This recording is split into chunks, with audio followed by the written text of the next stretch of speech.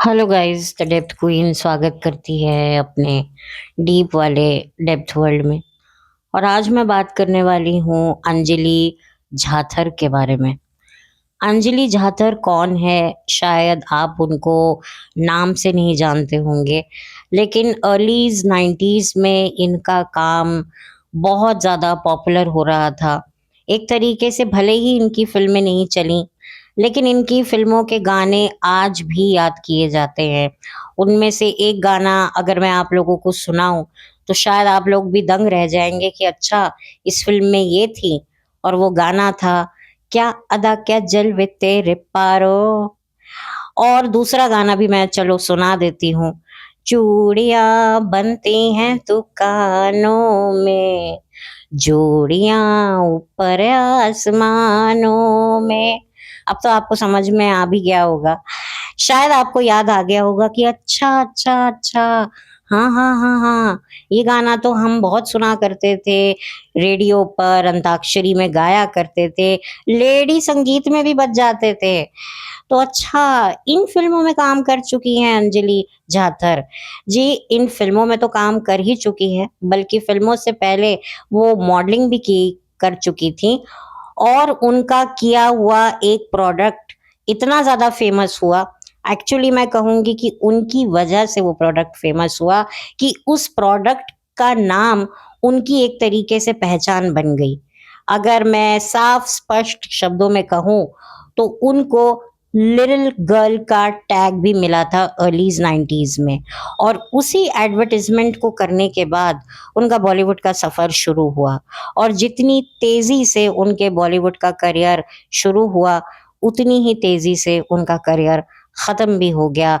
और उसके बाद अंजलि झातर कहाँ चली गई, किसी को पता नहीं चला। और इतने सालों के बाद अब जाकर उनके बारे में इंफॉर्मेशन हमें मिल पाई है कि आज की तारीख में वो विदेश में सेटल हैं, मैरिड हैं, उनका एक बच्चा है। और वो एक डांस एकेडमी चलाती हैं, और वहीं पर अपने स्टूडेंट्स के साथ मिलकर डांस शोज़ करती हैं और बच्चों को भी डांस सिखाती हैं। और एक तरीके से जो उनका एक अधूरा पैशन था, क्योंकि एक्टिंग से पहले उन्हें डांस में बहुत ज़्यादा दिलचस्पी हुआ करती थी।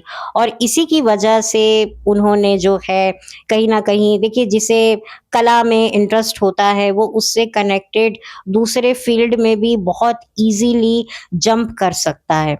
तो जैसे कि ज़्यादातर जो सिंगर्स होते हैं, वो एक्टर भी बन जाते हैं, या एक्टर जो होते हैं वो कभी-कभी सिंगर भी बन जाते हैं, क्योंकि कला के जो डिफरेंट सेक्शन होते हैं, उसमें भी इंसान को अपने आप को आज़माने का जो है वो शौक चढ़ता है। और कई लोग उसमें कामयाब भी होते हैं, कई लोग नहीं भी होते हैं। तो यहाँ पर जो अंजलि को जो डांस का जो बहुत शौक था, शायद उस डांस ने भी बहुत हेल्प किया अंजलि के करियर को शेप अप करने में। क्योंकि अंजलि का कॉन्फिडेंस, उनका जो एक पर्सनैलिटी थी, अगर आप उनकी फ़िल्मों को देखें, उनकी फ़िल्म की लिस्ट को सर्च करें, तब आपको पता चलेगा कि उन्होंने कितने बड़े-बड़े एक्टर्स के साथ काम किया है, बड़े-बड़े प्रोडक्शन के साथ, बड़े-बड़े प्रोड्यूसर्स के साथ, डायरेक्टर के साथ। मतलब एक तरीके से 4 साल तक उन्होंने लगातार बॉलीवुड इंडस्ट्री में काम किया। बट अनफॉर्च्यूनेटली उनकी कोई भी फ़िल्म इतनी कामयाब नहीं हुई, जिसकी वजह से उन्हें आगे भी अपने एक्टिंग करियर को शेप अप करने में हेल्प मिले।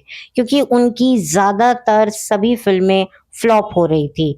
नो मैटर उसमें बड़े-बड़े स्टार्स थे, बड़े प्रोडक्शन थे, बड़े डायरेक्टर्स थे, लेकिन उसके बावजूद भी अंजलि की फ़िल्में काम नहीं कर रही थी।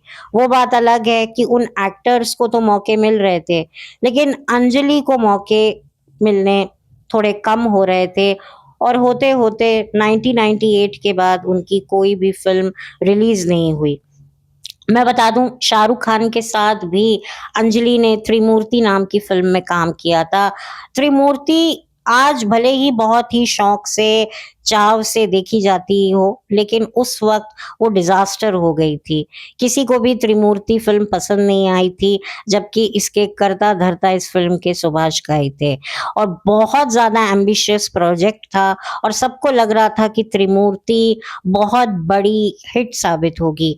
वो बात अलग है कि इसके गाने आज भी सोशल मीडिया पर बहुत ज़्यादा सुने जाते हैं, देखे जाते हैं। ख़ास तौर पे शाहरुख खान पर फ़िल्माया हुआ वो गाना बोल बोले बोल तुझको क्या चाहिए, उस गाने में भी अंजलि जाथर आपको शाहरुख के साथ देखने को मिलेंगी। तो आप देख सकते हैं कि इतनी टैलेंटेड, खूबसूरत और अंजलि में वो सारी क्वालिटीज़ थी जो एक एक्ट्रेस में 90s की हुआ करती थी। बट अनफॉर्चुनेटली किस्मत, डेस्टिनी एक बहुत बड़ा रोल प्ले करती है।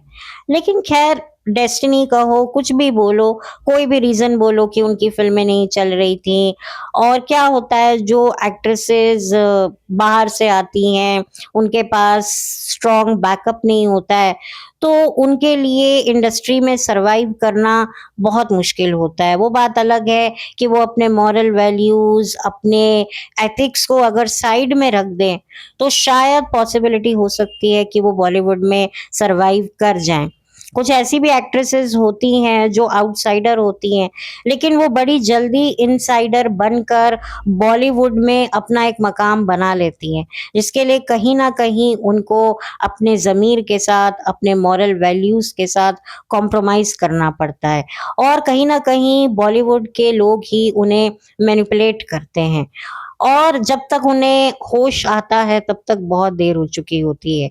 वो चाह कर भी इस इंडस्ट्री से नहीं निकल पाती हैं। मैं एक्ट्रेसेस की बात कर रही हूँ, मैं मेल एक्ट्रेस की अभी बात नहीं कर रही हूँ।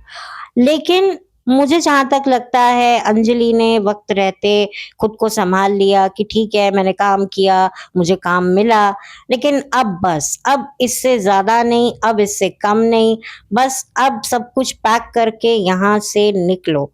और उन्होंने ये डिसीज़न लिया और शायद कहीं न कहीं ये डिसीज़न प्रैक्टिकल नोट पर सही साबित हुआ। आज वो एक अच्छी लाइफ़ जी रही हैं, वो अपने पैशन को फ़ॉलो कर रही हैं, उनकी एक फैमिली है, छोटी-सी फैमिली है जिसमें वो बहुत खुश हैं, ऐसा सुनने में आया है और वो अपनी लाइफ़ पीसफुली जी रही हैं।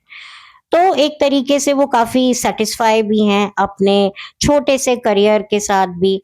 तो मुझे लगता है जब इंसान खुद ग्रेसफुली, मैच्योरली सिचुएशन के साथ समझौता कर लेता है, तब फिर आप और मैं कोई नहीं होते उनके इस डिसीज़न पर उनको किसी भी तरह से उन पर क्वेश्चन करने वाले। आज वो एक अच्छी बेहतर ज़िंदगी जी रही हैं। आप ज़िंदा हैं, आप स्वस्थ हैं, आपकी मेंटल स्टेट बराबर है, और क्या चाहिए? मुझे लगता है और कुछ नहीं चाहिए आज की तारीख में। ठीक है, हम सपने देखते हैं कुछ करने के, हम कोशिश करते हैं, पूरी ईमानदारी से कोशिश करते हैं।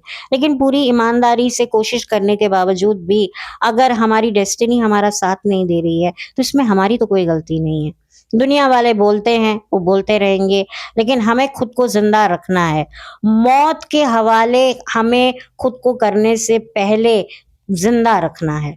मैं तो इस चीज़ में बिलीव रखती हूँ और यही वजह है कि मैं हमेशा ऐसे लोगों के डिसीज़न्स को एप्रिशिएट करती हूँ जो मतलब ऐसे ले जाते हैं ना, उनको पता है कि भई शायद कई बार मुझे ये भी लगता है कि इंसान अपने सपने पूरे कर सकता है।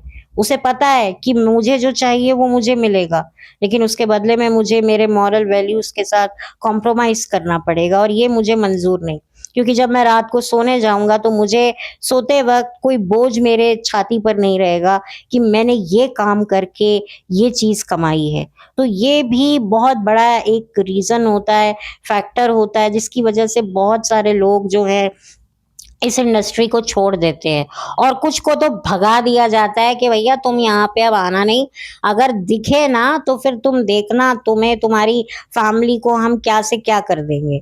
देखिए ये सारे अजम्पशन्स मैंने लगाए हैं क्योंकि देखिए रियल कोई बात अभी तक बताएगा नहीं, जो भी अंजलि हैं अब देखिए जिसके साथ जो बीतती है, कई लोग अपने आप के साथ जो भी बीता होता है उसे पब्लिक फ्रंट पे डिस्कस नहीं करना चाहते, क्योंकि वो अपने आज से इतने संतुष्ट होते हैं कि आज को सलामत रखना उनकी पहली प्रायोरिटी होती है। तो वो सोचते हैं यार जो हो गया उसे जाने दो। तो हो सकता है, या फिर वाक़ई मैं ये सोचूँ कि जो उनके बारे में सुनने में आया कि भई उनकी फ़िल्में नहीं चली, जिस वज़ह से उन्हें फ़िल्में मिलनी बंद हो गई। क्योंकि जो 90s का दौर था वो बड़ा कॉम्पिटिटिव दौर था और बहुत सारी एक्ट्रेसेस लाइन में थी। मतलब आप गिनती कर के थक जाओगे और इतनी बेहतरीन बेहतरीन एक्ट्रेसेस आपस में एक-दूसरे के साथ भिड़ती थीं। किसको देखें, किसकी फ़िल्म ना देखें। मतलब आप लिस्ट बनाएँ तो ना जाने कितनी एक्ट्रेसेस आपका मतलब आपका पूरा पेपर भर जाए।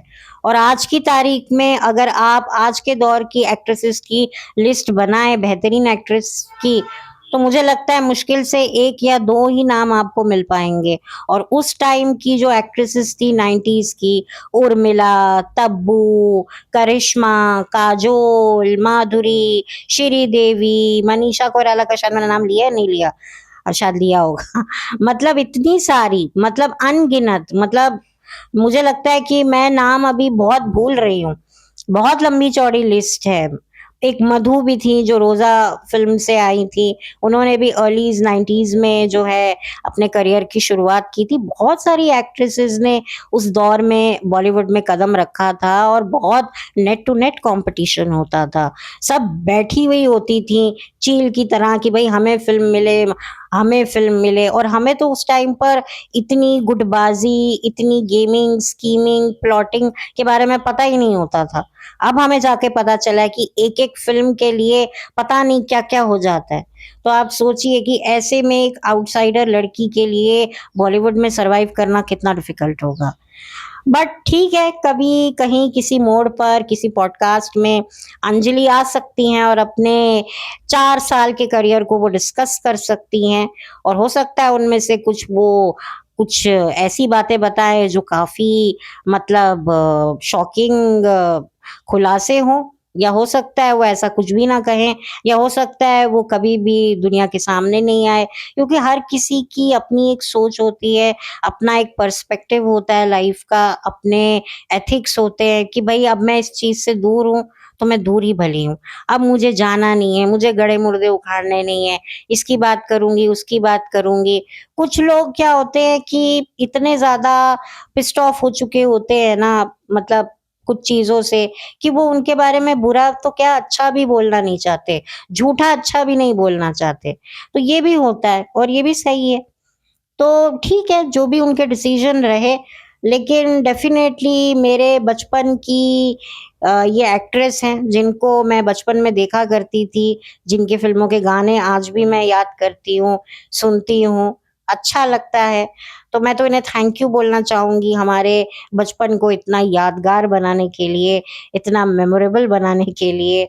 और ठीक है, जहाँ भी रहें, ये खुश रहें, आबाद रहें, स्वस्थ रहें, इनकी मेंटल हेल्थ सही रहे। और ठीक है, इन्होंने जो भी डिसीज़न लिया है, वो सही ही लिया है, मैं इसको गलत नहीं कहूँगी। क्योंकि भाई मरने से अच्छा है इस इंडस्ट्री में रहकर, तिल-तिल मरने से अच्छा है कि आप इस इंडस्ट्री से दूर रहकर किसी दूसरे प्रोफ़ेशन में अपने आप को उतारिए और क्या पता आपको वहाँ सक्सेस मिले। ये नहीं तो वो सही, वो नहीं तो कोई और सही। ये जो फ़लसफ़ा है, ये सिर्फ़ लड़कों के लिए नहीं है कि भई एक बंदी छोड़ के चली गई, जो तुम दूसरी बंदी के पास जाओ। ये फ़लसफ़ा और भी चीज़ों में इस्तेमाल हो सकता है, करियर में भी इस्तेमाल हो सकता है कि ठीक है, तुमने अपना 900% एक अपने ड्रीम्स को पूरा करने में दिया, अब नहीं हुआ है, तो कोई नया ड्रीम बनाओ। और कुछ टाइम के लिए क्या होता है, कभी कुछ चीज़ों को छोड़ देना ही बेहतर होता है और फिर कुछ समय बाद उन पर वापस से काम करो, तो आपको कामयाबी मिल जाती है। जैसे कई लोग अपना वापस से कमबैक करते हैं करियर में और उनको बहुत अच्छा रिस्पॉन्स मिलता है, कई लोगों को मिलता ही नहीं है। और कई लोग तो कभी ऐसी मौका आने ही नहीं देते कि उनको कमबैक करना पड़े। तो भई सबके अपने-अपने हालात, संजोग, इंस्टिंक्ट होते हैं, जो उनको प्रेरित करते हैं डिसीज़न लेने के लिए। और जो भी अंजलि ने डिसीज़न लिया अपने करियर को गिव अप करके अपनी लाइफ़ को सेटल करने का, क्योंकि शादी लड़कियों के लिए एक ऐसा ऑक्यूपेशन है, लाइफ टाइम का ऑक्यूपेशन है कि भाई कुछ ना कर सके तो बीवी बन जाओ, और उससे भी बड़ी रिस्पॉन्सिबिलिटी, लाइफ टाइम रिस्पॉन्सिबिलिटी चाहिए तो मदर बन जाओ। तो ये लड़कियों के पास एक अच्छा ऑप्शन होता है कि भाई शादी हो गई, बच्चा हो गया, अब मैं घर गृहस्थी देखूंगी। लड़कों के लिए शादी को, बच्चे को एक अलग फॉर्म में दिखाया जाता है कि भाई लड़का कमाता नहीं है, एक काम करो उसकी शादी कर दो, शादी होगी, बीवी होगी, बच्चा होगा, अपने आप भागेगा कमाने के लिए। तो लड़कों के लिए शादी दूसरे तरीके से इस्तेमाल होती है, और बाहर भगाने के लिए, घर से निकालने के लिए शादी की करवाई जाती है लड़कों की, और लड़कियों को घर बिठाने के लिए शादी की जाती है। पहले के ज़माने में, अब तो ख़ैर ज़माना बदल गया है, अब तो लड़कियाँ नहीं चाहती हैं शादी करके घर पे बैठना, और देखा जाए तो घर पे बैठकर मतलब औरतों की हालत खराब ही होती है। और आजकल तो मोबाइल पकड़ के घूमने से अच्छा है कि कोई कंस्ट्रक्टिव, क्रिएटिव कुछ करो जिससे आपको भी फ़ायदा हो, दूसरों को भी फ़ायदा हो। आपका जो मनुष्य जन्म है, उसे कहीं न कहीं कुछ एक अच्छा डायवर्जन मिले। तो मैं तो इस चीज़ को सपोर्ट करती हूँ। बाकी बस अब मैं बातें बार-बार क्या रिपीट करूँ, क्योंकि जब-जब मैंने गुमनाम चेहरों को नाम देने की, वापस से उनको पहचान देने की एक कोशिश की है, पहचान इन द सेंस कि उनसे वापस से मिलने की, आप सबसे दोबारा उनका पुनः परिचय करवाने की कोशिश की है, तो मैं अक्सर ये बातें करती रहती हूँ कि हाँ, ये हो सकता था, ये हुआ होगा, शायद ये नहीं हुआ होगा, या शायद हो सकता है जो हमारे सामने बातें हैं, वही हों। तो बार-बार मैं वो बातें रिपीट नहीं करना चाहती, इसलिए बहुत शॉर्ट में मैं ये बात बोल रही हूँ कि जो अंजलि थी, उन्होंने जितना भी इंडस्ट्री में वक़्त बिताया, बहुत ग्रेसफुली बिताया, और उनके टैलेंट को देखकर, उनकी खूबसूरती, उनके चार्म को देखकर, उनके कॉन्फिडेंस को देखकर ही उन्हें फ़िल्में मिली। अनफॉर्च्यूनेटली उनका करियर नहीं चला।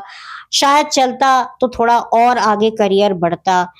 सो ये एक छोटी-सी कहानी थी, जो अंजलि झातर की मैंने आपको सुनानी थी, और इसी वजह से मैंने ये पॉडकास्ट बनाया कि हो सकता है बहुत से लोगों को इनके बारे में पता ही ना हो, क्योंकि अभी भी बहुत सारे लोग, जो आज की जनरेशन है, उनको तो इनके बारे में पता ही नहीं होगा, और जो मेरी जनरेशन के लोग होंगे, वो शायद इनके काम से इनको जानते होंगे, पर इनके नाम से नहीं जानते होंगे। तो मेरी कोशिश ये थी कि इनके काम और नाम दोनों से इनको जाना जाए, इन्हें एक पहचान दी जाए। पहचान तो ये ऑलरेडी इनके पास है, ये किसी भी पहचान की मोहताज नहीं है।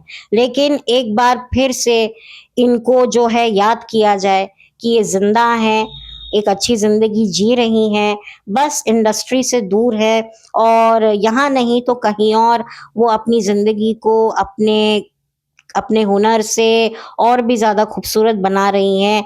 भले ही बॉलीवुड में इनके टैलेंट को उतना मान-सम्मान नहीं मिला, इनकी फ़िल्में नहीं चली, लेकिन दूसरे फ़ॉर्म में ये अपने आप को जिस तरीके से लेकर आई हैं अपने टैलेंट को, वो काफ़ी काबिल-ए-तारीफ़ है। आज ये इतने लोगों को डांस सिखाती हैं।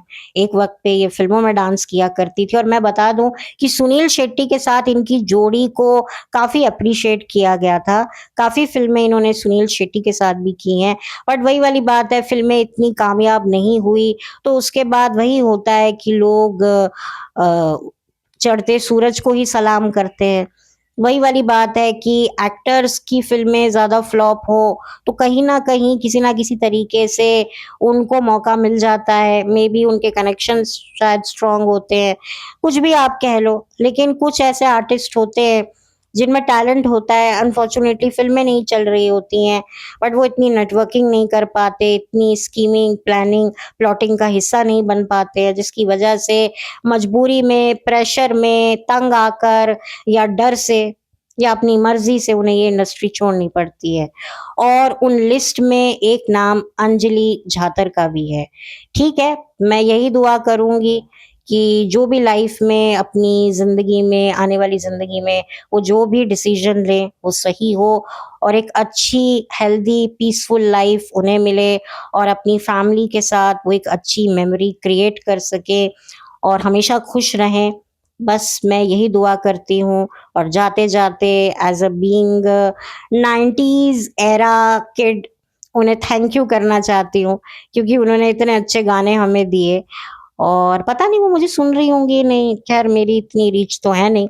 फिर भी इसी उम्मीद के साथ मैं उन्हें धन्यवाद करना चाहती हूँ और बस अब मैं इस पॉडकास्ट को भी एंड करना चाहती हूँ क्योंकि ज़्यादा कुछ और मेरे पास इन्फॉर्मेशन है नहीं।